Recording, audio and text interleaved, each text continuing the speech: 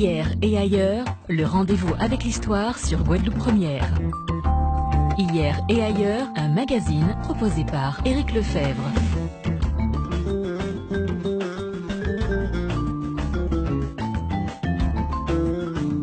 L'émotion est nègre comme la raison est hélène, disait Senghor. Au-delà de la polémique sérieuse qu'a pu susciter la célèbre assertion, la réalité historique est loin de la confirmer.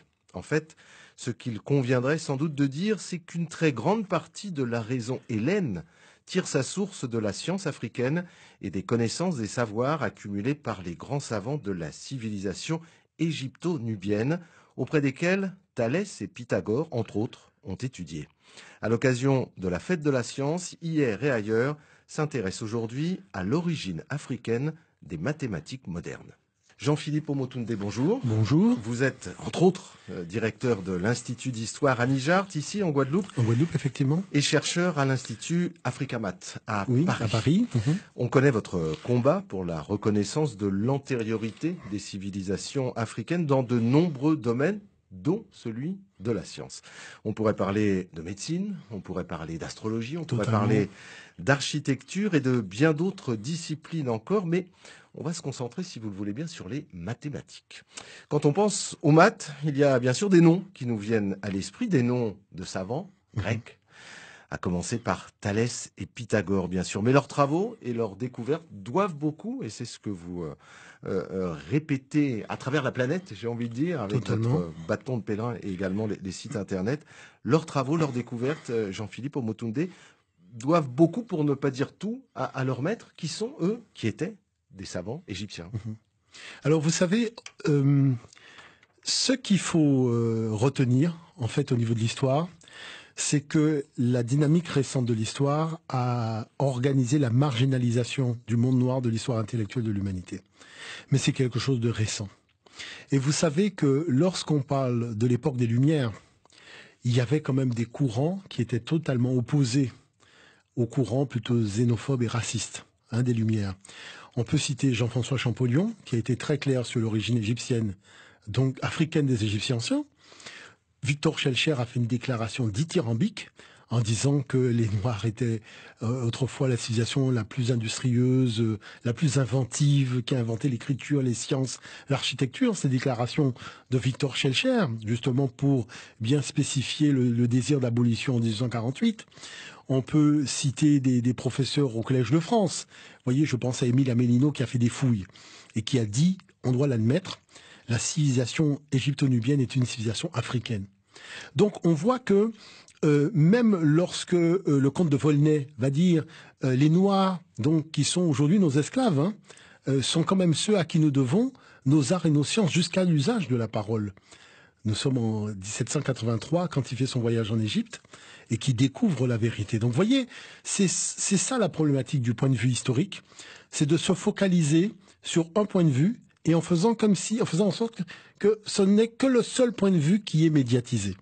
Alors qu'il y avait un autre point de vue qui s'appuyait sur les sciences, vous voyez, sur vraiment le travail des anciens, les documents anciens et tout ce qui concerne la traduction de manuscrits, autrefois écrits en grec, en égyptien ancien, en assyrien et autres. Et un certain nombre comme ça d'informations, de documents qui vont donc être plus ou moins passés sous silence pour gommer et effacer de l'histoire cette part africaine. Revenons-y, Jean-Philippe Omotunde. On se dit, c'est pourtant évident quand on regarde les pyramides, il faut déjà être très fort en calcul. C'est-à-dire que ce qu'il faut bien retenir dans la construction des pyramides, c'est que les scientifiques disent que c'est comme si on avait décidé de construire Paris en commençant par la Tour Eiffel. C'est-à-dire en commençant par le plus compliqué. Parce que ce que les gens doivent bien comprendre, les pyramides, c'est le début de l'histoire, c'est pas la fin. Donc l'histoire commence par la construction des pyramides, maîtrise de l'orientation au niveau des 4 points cardinaux, maîtrise du nombre phi, maîtrise du nombre pi. Enfin, vous avez toutes les lois mathématiques qui régissent l'univers sont déjà dans la pyramide. Et on est, pour les plus anciennes d'entre elles, à moins... Ah oui, on est à la fin du 4e millénaire de l'ère ancienne. Donc on est près de moins 5000 ans avant Mais il faut voir qu'on encense Khéops. Mais Khéops doit véritablement les calculs à son père qui est Snéfrou. Parce que Snéfrou a fait la même pyramide que son fils, sauf qu'elle est moins grande.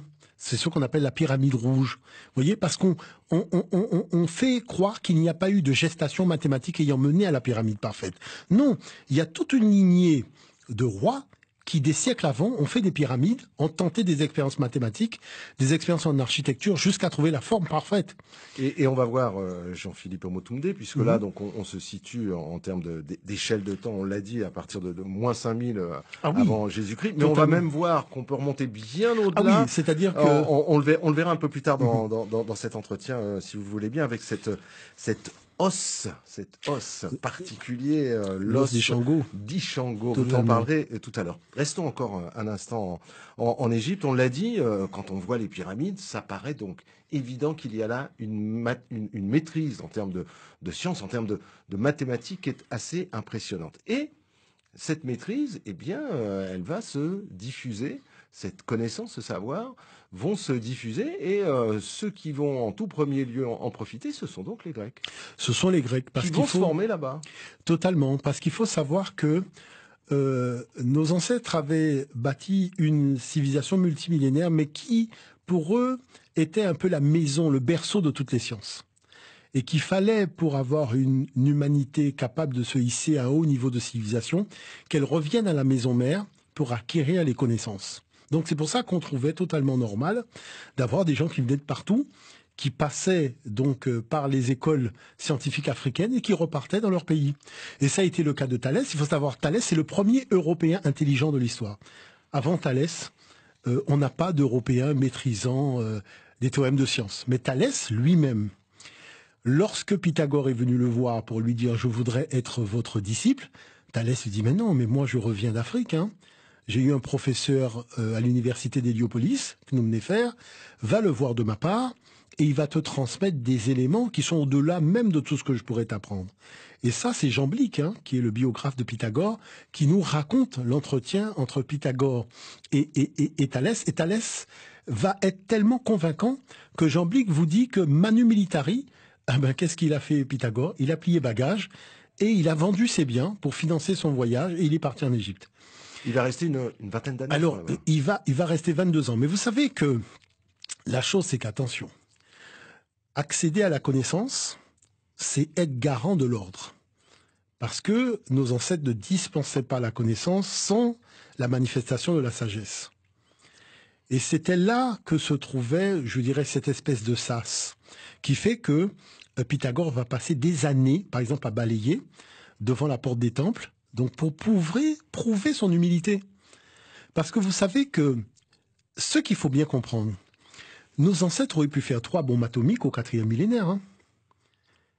Parce que quand vous regardez le niveau de connaissances scientifiques qu'il faut pour faire les pyramides, nous parlons quand même de 3 millions de blocs de pierre de 2 tonnes assemblés sur une plateforme qui a des fondations. Parce que ne croyez pas que vous allez mettre une telle masse sans avoir préparé les fondations. Donc c'est même pas la masse de ce qu'on voit, il faut voir ce qu'on ne voit pas.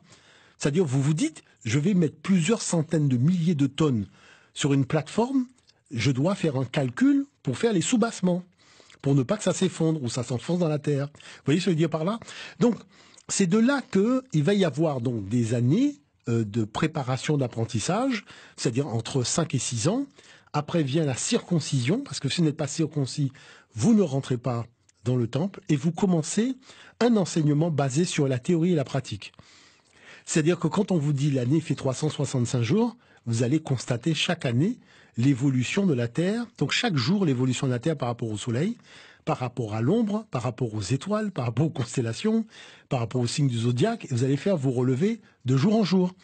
Et vous allez comprendre que vous êtes parti d'un point A, vous avez fait un grand tour et vous êtes revenu à ce point A. Vous voyez? Donc c'est pour ça que c'était de la connaissance qui était, au-delà de la science, c'était des constatations scientifiques. Et des constatations scientifiques qui vont donc permettre d'élaborer un certain nombre d'outils mathématiques, lesquels outils vont donc être transmis, entre autres, à Thalès et Pythagore. Thalès d'abord, Pythagore ensuite. Thalès d'abord, Pythagore ensuite. Mais il faut savoir que les Grecs étaient très humbles, hein. Ne pensez pas que Thalès s'est permis de dire qu'il a... disent, je suis allé là-bas apprendre. Mais totalement, Thalès n'a jamais dit qu'il a inventé un théorème et Pythagore... Aristote dit l'Égypte est le berceau des sciences des arts mathématiques. Non, ces gens-là sont très très humbles. Hein. Je vais vous dire une chose. Hein. Les premiers afrocentristes, ce sont les Grecs. Hein. Les Grecs vous disent toutes les connaissances que nous avons, des rituels religieux, l'Eucharistie, tout ça, mais ça vient d'Égypte, hein. C'est-à-dire que ce sont des afrocentristes, il faut bien comprendre ça. Je dirais, à dire que, je sais pas moi, un tel est afrocentriste, non, quand même. On l'est beaucoup moins que les Grecs. Parce que quand vous lisez les Grecs ont fait de l'Afrique le centre du monde. Vous imaginez qu'ils vous disent que chaque année, ils emmenaient donc les divinités grecques en Afrique, parce que pour eux, Dieu ne recevait que des prières émanant des Africains. Et beaucoup d'autres peuples venaient donc à des moments précis en Afrique pour faire bénir leur chapelle, bénir. Faut bien comprendre dans quel contexte qu'on est, hein. Et regardez une chose, c'est pour ça qu'on se retrouve, juste pour la petite parenthèse, avec Moïse qui reçoit la sagesse divine dans les temples de Pharaon, hein. C'est pas Pharaon qui a été chez Moïse pour dire à Moïse, est-ce que tu connais Dieu? Est-ce que tu peux me l'apprendre? Non. C'est Moïse qui vient en Afrique voir Pharaon pour lui dire, je voudrais apprendre à connaître Dieu. Donc, il faut bien comprendre que nous sommes dans ce contexte-là. C'est-à-dire, les connaissances mondiales ont un berceau qui est l'Afrique noire. Et ça, c'est la science. J'en reviens aux pyramides, j'en reviens à l'Égypte et à cette transmission et à ce savoir. Thalès, Pythagore, triangle, rectangle, totalement, etc., qui sont des figures géométriques qui sont, je ne vais pas dire sacrées, mais qui sont centrales, effectivement, pour les Égyptiens. Oui, c'est-à-dire que tout est perçu par rapport à des formes géométriques. La forme géométrique, elle est importante. Alors, pour vous expliquer un peu la pyramide, vous savez, la base de la pyramide, c'est un carré. Le carré, c'est 4. C'est la matière. La matière, l'énergie est très basse. Donc, la base 4 au niveau du sol, ça montre que c'est de l'énergie basse. Bon. Mais vous avez le côté qui est le triangle. Le triangle, c'est 3 côtés. Donc, c'est 3, c'est l'esprit. Donc, vous avez une base orientée par rapport aux 4 points cardinaux, avec 4 fois la face triangulaire, orientée aussi vers les 4 points cardinaux. Ça veut dire quoi? Le message ésotérique, c'est que dans toutes les directions de l'univers, l'esprit sera toujours supérieur à la matière. Vous voyez? C'est-à-dire qu'il y a eu un choix, c'est de faire en sorte que les valeurs de la matière ne prennent pas l'ascendant sur les valeurs de l'esprit. Et ça a été manifesté 3 fois. Vous voyez? C'est pas pour rien qu'il y a 3 pyramides. C'est-à-dire 3 fois, donc valeur de l'esprit, on a manifesté par rapport à l'orientation des 4 points cardinaux, que la matière sera toujours maîtrisée par l'esprit. Et ça, c'est important de le comprendre. J'en reviens à Thalès et Pythagore, encore, Jean-Philippe Omotunde. Il y a un certain nombre de documents écrits, de papyrus, hein, puisqu'on parle de l'Égypte ancienne, sur lesquels on retrouve ces formules, ces graphiques, ces dessins. C'est ça le paradoxe, c'est-à-dire qu'il n'y a aucun document de Thalès et de Pythagore, ça n'existe pas. C'était même des gens qui n'écrivaient pas de leur propre aveu. Par contre, quand vous prenez les éléments de mathématiques, dits de Thalès ou dits de Pythagore, vous avez un mathématicien africain qu'on appelle Yamessou, de son vrai nom, Yamès, et le nom du document c'est le papyrus Rhin, qui comporte plus de 80 théorème de mathématiques, vous retrouvez le théorème de Thalès, le théorème de Pythagore et beaucoup d'autres théorèmes d'ailleurs. Vous voyez? Mais sauf que Yamès a vécu 1000 ans avant Thalès. C'est-à-dire que quand je vous dis que c'est un théorème africain, je vous montre un document qui date de 1650 de l'ère ancienne africaine. Avant Jésus-Christ. Et vous vous rendez compte que Thalès c'est 600, c'est-à-dire 1000 ans avant Thalès, j'ai déjà consigné le théorème dit de Thalès. Donc vous voyez qu'il y a quand même quelque chose d'extraordinaire. C'est-à-dire qu'il y a une problématique de l'ego. C'est-à-dire l'ego prend le pas sur la vérité dans le monde occidental. Parce que qu'est-ce que ça coûte de dire que voilà, Thalès a été en Afrique à prendre un théorème qu'il a ramené en Grèce. C'est ce qu'ils disent tous. Ils le disent, tous. Vous nous l'avez dit aussi, tous les Grecs, y compris, on en a cité d'autres, y compris Platon, qui lui aussi rend hommage presque Platon, à chaque mais ligne. Plutarque même nous donne la liste de tous les professeurs africains que les étudiants grecs ont eu en Afrique. C'est par Plutarque qu'on connaît le professeur de Thalès, qu'on connaît le professeur de Platon, c'est extraordinaire. C'est-à-dire, tous ces documents-là sont su. On a des éléments sur les enseignements qu'ils ont reçus. On sait même où. Mais on sait où, dans quel temple. Strabon a visité la chambre d'étudiants de Platon et de Dox. Strabon, le géographe grec, a dit, j'ai visité, quand je me suis déplacé, j'ai vu la chambre universitaire de Dox. Dox a étudié les mathématiques pendant 13 ans, avec Platon qui étudiait la philosophie. Donc, c'est-à-dire, nous sommes dans des données précises. Vous voyez ce que je veux dire par là? On n'est pas dans du fantasme, on est dans de la précision. Maintenant, ce qui se passe, c'est que là où il y a encore je dirais, en ce qui me concerne, des griefs que j'exprime vraiment très clairement, c'est que nos ancêtres sculptaient les étrangers qui venaient chez eux étudier. Au lieu on aurait fait une photo aujourd'hui ou un selfie, oui. À l'époque, on faisait une statue. Nous avons la statue de tous les Grecs qui sont venus en Afrique. Et le monument a été fait par Nectanebo qui est l'un des derniers pharaons, qui a fait un monument qui s'appelle l'Exédra. Et sur l'Exédra, en arc de cercle, vous avez une statue de tous ces Grecs qui sont venus en Afrique.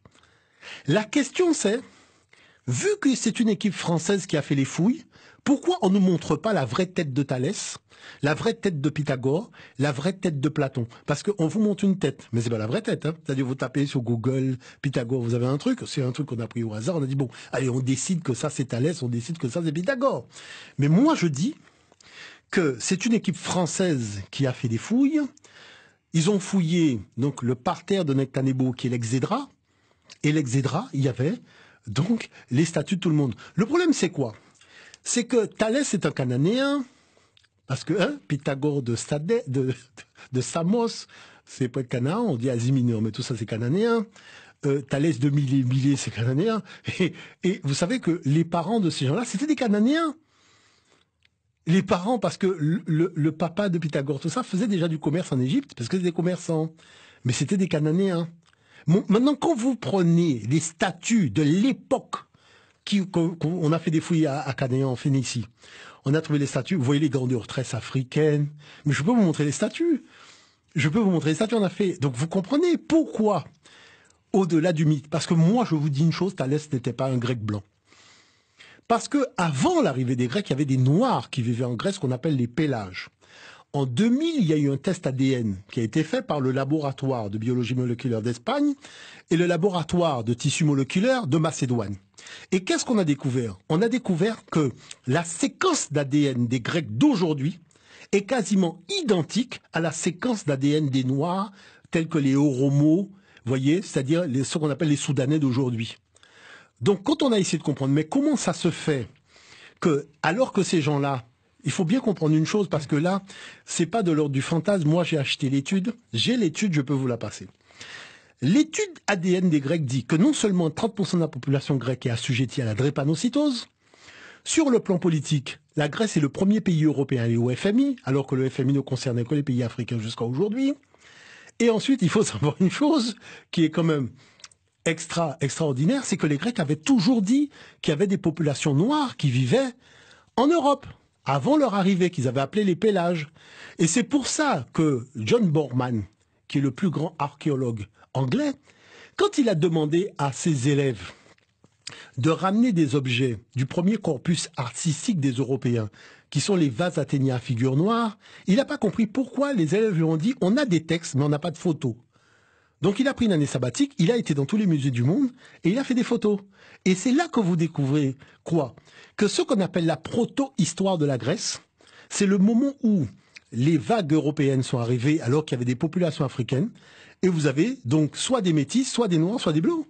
C'est-à-dire il y a un moment de juxtaposition des deux. Et c'est ça qui explique que jusqu'à aujourd'hui, les Grecs sont assujettis à la drépanocytose, alors qu'on dit que c'est quelque chose qui concerne directement les Africains. Et on sait à travers l'histoire les liens très étroits qu'il y a eu effectivement entre la Grèce et l'Égypte, entre les Grecs et les Égyptiens, puisque les derniers pharaons, oui. les Ptolémées viennent de là-bas. Mais regardez une chose, la civilisation même que vous avez en Grèce, mais les Grecs racontent que c'était des familles africaines qui sont parties en Grèce parce que tout simplement, il y avait des liens avant entre les Noirs qui étaient en Grèce et les Noirs de l'Égypte.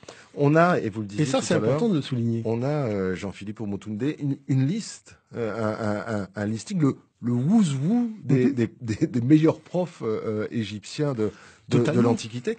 On a cette liste et on sait avec qui tel savant grec. Les Khnumnéfer, que les Grecs vont appeler Conufis, les Sonchis, c'est Séankh-Néfer. Les universités cotées de l'époque, c'est naturellement celle d'Héliopolis, mais celle de Memphis. Vous voyez, Mennefer, Younou, donc pour Héliopolis. Parce que les Grecs vont surtout rester dans le delta. voyez. Mais c'est vraiment là que, je dirais, ils vont prendre souche sur le plan intellectuel. Et c'est cette présence grecque qui va inventer le mot Égypte. Il faut savoir que l'Égypte, aucun noir n'a jamais appelé ce pays-là l'Égypte. Hein. C'est-à-dire, c'est les Grecs qui vont inventer ce mot à partir d'un temple Utkapta, qui était le temple de l'âme de Dieu, qui était un temple qui était à Memphis, donc une église en fait, un temple. Et ils vont affecter, donc Utkapta va donner Égyptos, et Égyptos va donner Égyptos, Égyptos va donner Égypte. Vous voyez? Mais aucun roi, aucun souverain africain ne s'est jamais levé pour dire je suis pharaon d'Égypte. Hein. Ça, il faut bien le comprendre. Jean-Philippe Omotunde, on l'a vu, les mathématiques remontent donc à bien avant Pythagore et Thalès. Cette maîtrise de l'outil remonte à bien avant, mais on pourrait se poser la question, ces savants égyptiens eux-mêmes, d'où tenaient-ils ces savoirs et ces connaissances? Et c'est là qu'on en revient à ce fameux os d'Ishango. Alors, Ishango, c'est dans le Congo, mais totalement au Congo, au nord-est du Congo. Mais vous savez, en fait, si découvert par une équipe belge. Totalement. Mais vous savez, en fait, pour vous dire les choses... On va le dire, parce que les auditeurs ne le savent pas. C'est un petit bout d'os d'une vingtaine, une dizaine de centimètres, voilà, sur lequel il y a des encoches. Des encoches qui sont bien alignées. Totalement. Ça ressemble à une... Alors, est-ce que c'est une ardoise sur lesquelles on a compté? Est-ce que c'est une espèce d'ancêtre de la calculatrice? C'est un petit peu comme ça. Alors, en fait, ce qui se passe, c'est que lorsque Jean-Anzin de Brocourt, qui est un archéologue belge, il tombe sur cet os, il est tombé sur beaucoup d'objets. Hein. Vous savez, en 1962, il a fait une conférence aux États-Unis où il a démontré que, par exemple, le chiffre 1 mathématique, c'est la symbolique du harpon. Quand on fait un 1 mathématique, on dessine un harpon. Parce que dans la tradition, jusqu'à l'Égypte antique, quand on fait le chiffre 1, c'est roi. Et roi, c'est un harpon. Vous voyez, on appelait le harpon roi qui a donné les valeurs mathématiques. C'est très important ce que je dis. Parce que vous savez, on voit aujourd'hui un métier tel que la pêche. On oublie que quand même c'est les pêcheurs qui ont apporté à l'humanité le système mathématique. Parce que l'os Ishango, c'était des pêcheurs. Hein. Il faut pas l'oublier. Et ces pêcheurs vont inventer quoi? L'addition, la soustraction, la division et la multiplication. Vous voyez ce que je veux dire par là? Qu'on retrouve sur cette tablette mathématique d'Ishango. Alors, avec un système déjà de base 10, il y a les deux, il y a base 10 et base 12. Plus les nombres premiers, entre 10 et 20 dans le bon ordre. Alors, vous comprenez bien et ça, alors ce qui est étonnant, c'est que cet os, quand on recherche à quand remonte-t-il, datation, on est autour de moins 40 000. C'est-à-dire qu'il y a, alors, on est aux alentours de moins 25 000 pour l'os d'Ishango, mais il y en avait un autre, qui est l'os de Lemombo, qui remonte, lui, à moins 40 000, qui a été trouvé dans le Swaziland, dans les années 70, cette fois-ci. Et celui-là, vous prenez n'importe quel ouvrage sur l'histoire des mathématiques, ça commence par le Swaziland. Parce que là, c'est-à-dire, tout le monde dit, la première fois que l'humain a compté dans l'histoire de l'humanité, c'est-à-dire a fait une addition, c'était donc au Swaziland. C'est ce qu'on appelle l'os de Lemombo, puisque c'était les montagnes de Lemombo. Maintenant, la particularité de l'os d'Ishango, c'est que les traits représentent des valeurs mathématiques. Or, les traits représentent toujours des valeurs mathématiques dans le code barre d'aujourd'hui. Donc, on voit que la modernité de la préhistoire africaine rejoint notre modernité aujourd'hui. Mais ça montre aussi qu'il y a quelque chose d'extraordinaire. Comment pourriez-vous imaginer que les mathématiques sont nées avant l'écriture? Mais quand je parle de mathématiques, c'est pas simplement 2 et 2 font 4. Hein. C'est-à-dire des mathématiques abouties qui apparaissent avant l'écriture en elle-même. Et c'est ça qui est extraordinaire. Alors, après, on voit que la géométrie, elle apparaît en 80 000. Donc, 80 000 de l'ère ancienne africaine à Blombos, en Afrique du Sud. Parce qu'on a trouvé, pour la première fois, ce qu'on appelle donc les constellations de triangles. Donc, non seulement la forme triangulaire, mais ce qu'il y a d'extraordinaire, c'est que cette constellation de triangles est utilisée aujourd'hui pour faire le GPS. Parce que le GPS est un système de triangulation. Et la pierre de Blombos, qui date de 80 000, est un système de triangulation. Maintenant, qu'est-ce qu'on constate? On constate que l'industrie, c'est-à-dire le fait de... Tout le monde dit que les hommes ont fait les bifaces en prenant une pierre, en tapant dessus pour la tailler. Non, on découvre qu'en moins 160 000 de l'ère ancienne africaine, l'homme moderne africain avait déjà compris qu'il fallait chauffer la pierre à une certaine température. Et arriver à cette température, quand on la prend, eh bien, la pierre se taille plus facilement. Et vous vous rendez compte que cette technique, cette industrie arrive en Europe en 20 000. Là, nous sommes en moins 164 000 et nous l'avons déjà en Afrique. Donc, c'est-à-dire que il faut bien voir que quand je fais des colloques à travers le monde, si vous n'êtes pas préparé, vous pouvez même tomber dans les pommes. Hein, parce que, non, mais il faut bien comprendre une chose. Vous voulez que je vous dise la dernière? Le CNRS a fait des fouilles en Afrique du Sud à Diplof. On a trouvé des traces d'écriture remontant à moins 60 000. C'est-à-dire que vous avez des œufs d'autruche sur lesquels la personne a écrit son nom pour dire c'est mon œuf. Nous sommes en moins 60 000. C'est codifié, certifié dans le journal du CNRS. Donc c'est pour vous dire qu'aujourd'hui, vous ne pouvez même plus discuter de l'Afrique sans faire attention à ce que vous dites. Parce que c'est une raclée. Quand je vous dis une raclée, et ça c'est le minimum qu'on puisse dire, parce qu'il y a des choses qui dépassent l'entendement. Vous prenez le bistouri. Le bistouri que vous utilisez à l'hôpital. Je peux vous montrer le bistouri dans le temple de Kwambo. Le même bistouri. Vous prenez le stéthoscope. J'en parlais à un médecin qui lui-même a mené son enquête. Mais le stéthoscope qu'on vous présente aujourd'hui existait déjà en Égypte antique. Quand vous dites aspirine, aspirine dans le dictionnaire égyptien a un déterminatif de la pilule. Quand vous dites par exemple rédiger une ordonnance, aller voir son médecin, tout ça existe en égyptien ancien. D'ailleurs, vous évoquez les soins, la médecine. La première femme médecin, oui, Pécéchette, c'est dans l'Égypte. 2700 de l'ère ancienne. 2700 de l'ère ancienne. Elle n'est pas seulement médecin, c'est-à-dire qu'elle est chef des médecins, elle forme les médecins. Elle est chef des médecins, chef des prêtresses. Et chef des prêtresses et physicienne aussi par la même occasion. Donc vous vous rendez compte que là, nous sommes dans quelque chose qui est totalement extraordinaire. Maintenant, qu'est-ce qu'on constate? Qu'est-ce qu'on constate? Parce que en ce moment, je fais la fête des sciences. Et j'ai voulu, dans le cadre de la fête des sciences, présenter aux élèves, mais surtout aux professeurs, ce qu'on appelle les mathématiques africaines. Je suis avec des enfants et je me retrouve, je dirais, dans un univers où il faut dire un minimum de vérité à l'enfant. C'est lui dire, tu sais, dans la culture africaine, il y a un nombre d'algorithmes pour faire les calculs qu'on n'a pas encore recensés pour le moment. Je ne peux pas te dire s'il y en a 50, s'il y en a 200, s'il y en a 1000. Mais la chose, c'est qu'on va en voir au moins 6, 8, 10. Et l'enfant, quand on a terminé un système, je passe à un autre système, mais toujours avec les mêmes chiffres. Simplement pour lui montrer, tu sais, en fait, la science, c'est comme un pas de danse. Quand tu danses, tu fais plusieurs mouvements. Les mathématiques, c'est pareil.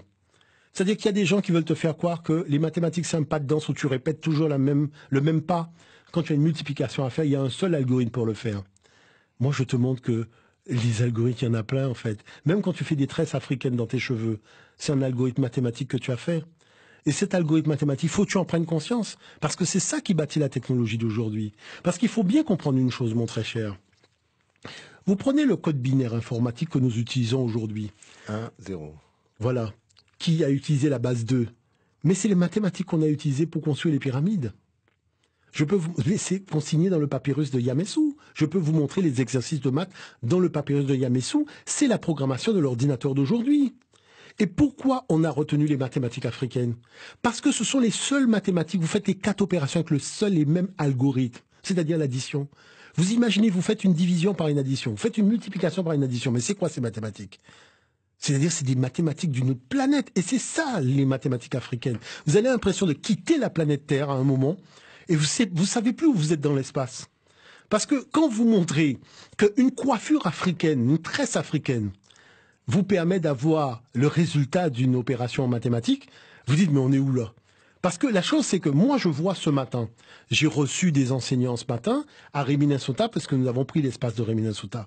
J'ai fait les exercices avec les enfants, avec toute l'équipe d'Anijar, de l'Institut d'Histoire Anijar. Mais à un moment, les enseignants se sont dit, mais attendez, mais c'est quoi cette affaire? Ça veut dire qu'en fait, il y a plusieurs algorithmes pour faire les mathématiques. On peut partir de l'élément de culture tel un tissu africain et montrer que ce tissu africain repose sur un calcul. Je dis, mais c'est ça. Sauf que le problème, c'est quoi, mon très cher? Tout le monde l'a vu, sauf nous. Moi, je fais des colloques à travers le monde. Je vois des choses où on ne parle de la culture du monde noir que dans le domaine des sciences.